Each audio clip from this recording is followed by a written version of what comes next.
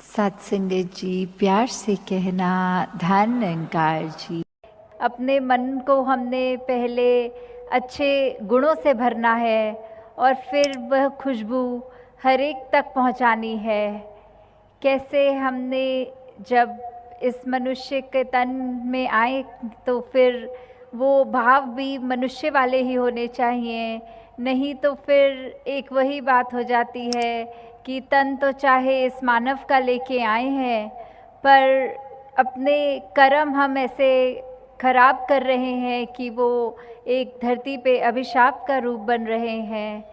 तो कैसे हमने एक मिलवर्तन, एक भाईचारे से ऐसे दिल में प्यार एक दूसरे के लिए रख के एक इज़्ज़त करते हुए हर एक की ऐसी समदृष्टि वाली निगाह बनाकर हर एक के लिए, क्योंकि जैसे कहा गया है कि every soul is potentially divine, कि एक पोटेंशियल है हर एक के अंदर कि हम अपने असली रूप, हमारे स्रोत इस परमात्मा से इसकी जानकारी प्राप्त करने के बाद इसका एहसास कर सकें। यही ब्रह्म ज्ञान जो कर रहा है कि निरंकार का पहचान, इस प्रभु परमात्मा मालिक की पहचान करवा के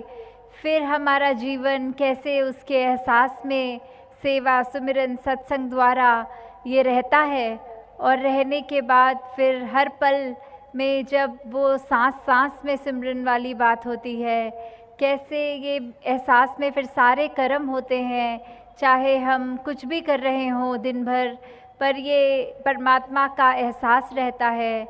जैसे एक उदाहरण की एक लकड़ी जो होती है, उसमें एक आग का पोटेंशियल होता है कि अगर हम लकड़ी को, हर लकड़ी जितनी भी है वो जलने के लिए, वो उसके अंदर वो गुण हैं जलने के लिए।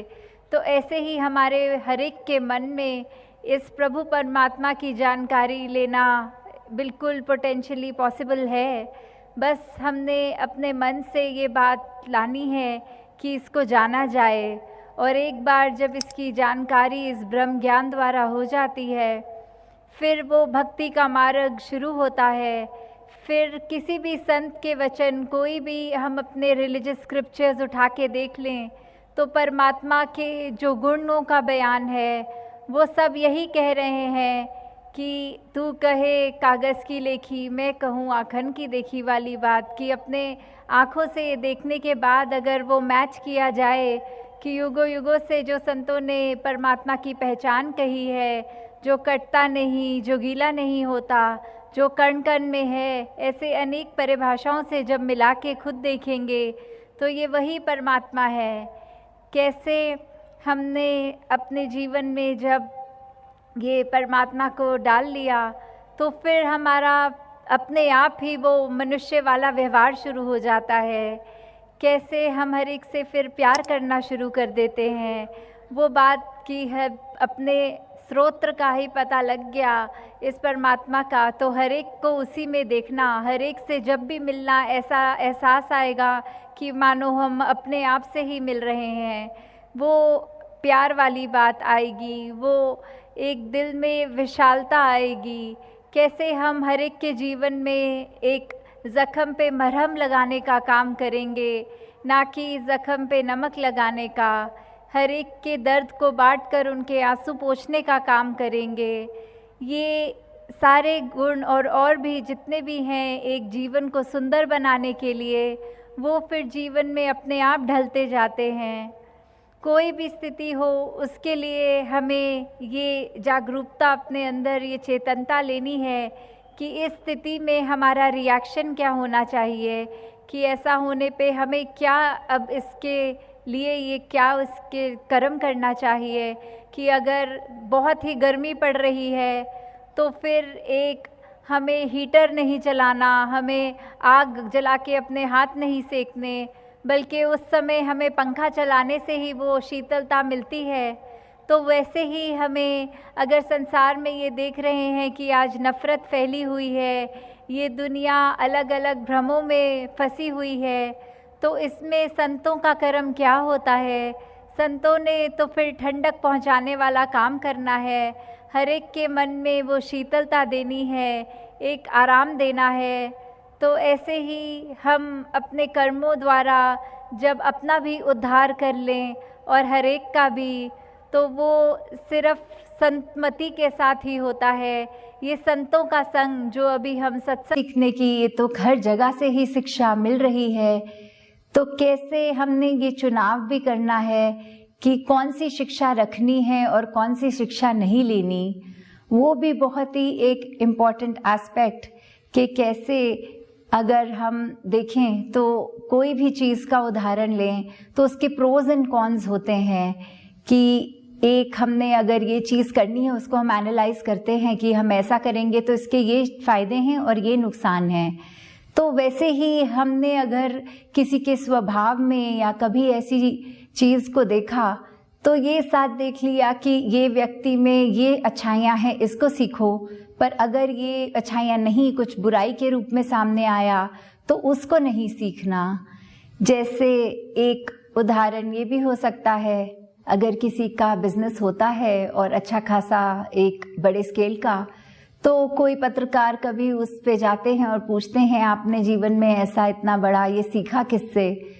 तो वो आगे से व्यक्ति ऐसे भी बोलता है कि सीखा तो बहुत एस्पेक्ट्स थे, कभी कस्टमर से सीखा कि उसकी चाहत क्या है तो प्रोडक्ट को थोड़ा चेंज किया,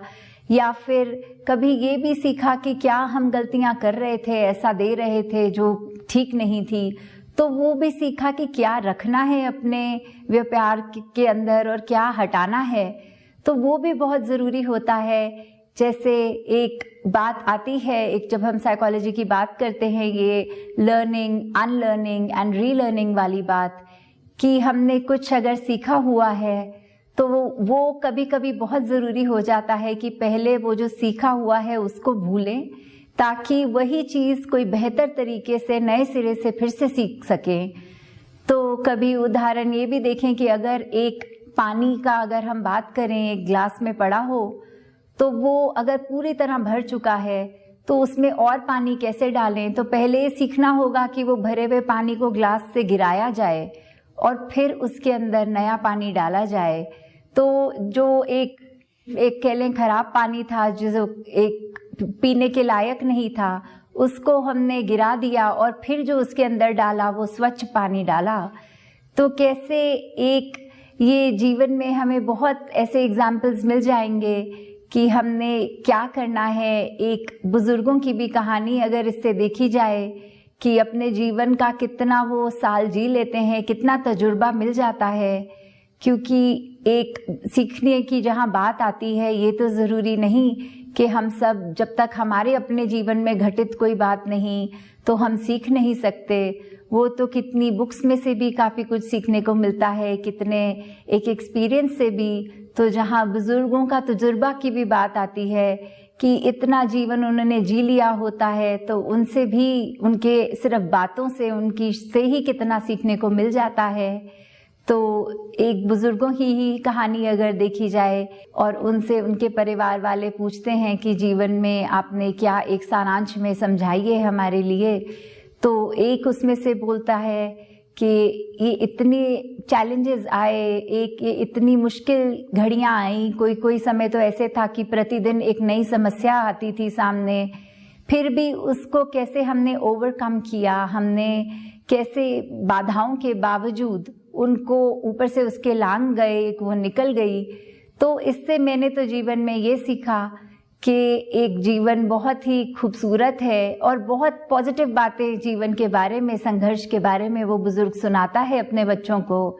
और साथ ही दूसरे बुजुर्ग ने ये कहा कि ये जीवन में तो मैंने ये सीखा कि इतनी प्रॉब्लम्स हैं, इतनी समस्याएं हैं, तो जीवन होने से अच्छा तो जीवन ना ही हो अगर सिर्फ बाधाओं को ही आना है। तो कैसे एक ही स्थिति में भी कई बार दो माइंडसेट्स हो जाते हैं। तो वो चॉइस हमारी है कि हमने सीखना क्या है, छोड़ना क्या है। जैसे कभी कोई अगर हमसे ऐसी बात भी कर जाता है जो बहुत ही दिल पे चोट पहुंचाने की बात है, तो दिल तो ऐसा करता है कि अभी रिएक्शन के तौर पे अगर उसने एक शब्द बोला है जिसने मेरे दिल को ठेस पहुंचाई है, तो मैं दो शब्द ऐसे उसको सुनाऊं जो उसके दिल तक चोट पहुंचाए, ताकि उसको भी तो एहसास हो कि चोट पहुंचती है जब दिल पे तो कैसा फील होता है, कैसा एहसास होता है। पर उस समय अगर इस स्थिति से हम ये सीखें कि जब हमें चोट पहुंची तो हमें तो एहसास हुआ, कैसा फील होता है, अंदर से एक दर्द होता है जब दिल पे, तो कैसा महसूस होता है, तब कैसे हम अपने अंदर को काबू अगर उस समय रखें और उस व्यक्ति को आगे से कुछ ऐसा ना कह दें, उससे हमारी ही शिक्षा है कि हमने इस बात के लिए सेंसिटिविटी भी रखी कि जब दुखता है तो हर एक को एक जैसा दर्द होता है, तो फिर अगर मुझे इतना दुखा है तो मेरे बोलने से अगले को कितना दुखेगा। तो ऐसे जहाँ हमने छोटी छोटी बातों पे गौर करना है, ये शिक्षा मिलती है। चाहे कई बार शिक्षा उसी में है कि किसी ने कुछ बोला और हमने माना,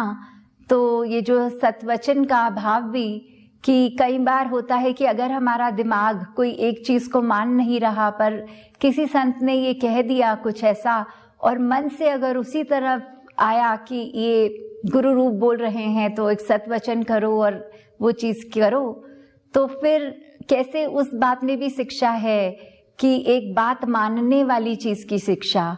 तो कैसे हमारा मन जो इतना अभिमानी हो जाता है, कई बार वो ये सोचने लगता है कि मुझसे ज्यादा समझ तो किसी को नहीं है, चाहे नॉलेज हो ना हो। जैसे कई बार तो ये भी देखा गया है कि चाहे नॉलेज ना हो फिर भी अपनी बुद्धि पे एक ऐसा ढक्कन लगा देते हैं सब कि एक कुएं के मेंढक वाला स्थिति जो आता है दिया। और ये संदेश सच का जगह जगह पहुंचाने की, कि जितने भी कान सुन सकें, जितनी आंखें देख सकें, ये एक सच्चाई की आवाज़। तो इसी पर हमने भी एक प्रचार खुद बनना है, खुद हर एक तक ये संदेश हमने अपने कर्मों द्वारा पहुंचाना है। तो दातार कृपा करे हर एक पे कि ये भक्ति हर एक की दृढ़ होती जाए और अपने आप को हर कोई एक उसी रास्ते पे जो संतों ने, पीरों ने, वलियों ने युगों युगों से कहा है, तो वो रास्ता ही है और वही है द राइचियस पाथ। कि कैसे हमने जहाँ चलना है, एक्सट्रीम बात नहीं करनी, जो बैलेंस की बात आती है कि बिल्कुल अगर एक है कि एक्सट्रीम नहीं होना, कि अगर एक बालक ने भी आज अपनी कविता में जो कहा कि कैसे एक गृहस्थ में ही भक्ति होती है, तो बिल्कुल उसी भाव को लेके कि हमने अपने डे टू डे लाइव्स में अपनी सब रिस्पॉन्सिबिलिटीज़ को निभाते हुए ही इस परमात्मा की दिए हुई, चाहे वो परिवार हो, समाज हो, उसमें कैसे अपने आप का जो रोल है उसको बखूबी निभाना है। तो दातार हर एक पे कृपा करे कि जो एक हमारे अंदर का जो असली किरदार हमारा है, जिस तरह हमारे नेचर्स हैं, उसको भी इनकॉर्पोरेट करते हुए जो एक कैरेक्टर बनता है हमारा, तो let us become the best versions of ourselves. कि किसी को दिखाने के लिए नहीं, कोई दिखावा नहीं, बस सिर्फ अपनी ही बेहतरी के लिए एक खुद पर काम किया जाए। तो दातार सभी पे कृपा करे कि ये आँखें हर एक के गुण ही देखें, ये कान सिर्फ हर एक की अच्छाइयाँ सुनें और मुख से भी एक हम हर एक की प्रशंसा ही करें। अगर कोई कमियां दिख भी रही हैं तो उस व्यक्ति से जाकर बोला जाए, एक उसके बारे में एक रूमर्स या उसकी बुरी बातें औरों तक ना पहुंचाई जाएं। दातार हर एक पे कृपा करे। साथ संगत जी, धन निरंकार।